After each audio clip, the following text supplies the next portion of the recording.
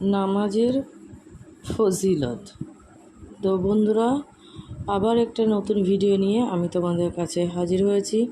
আমার YouTube channel Islamic রুলসে তোমাদের প্রত্যেককে স্বাগত। আসসালামু আলাইকুম রহমতুল্লাহি ওয়াবারাকাতুহু।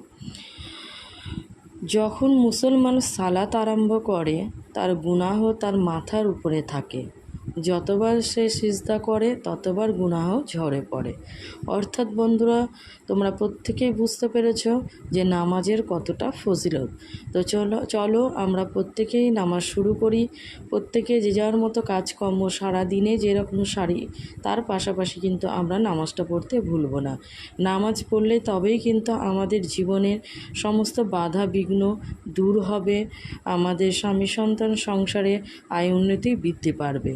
তো নামাজের ফজিলত কতটা আমরা যতক্ষণ না নামাজ পড়ব ততক্ষণ আমরা তা বুঝতে পারবো না।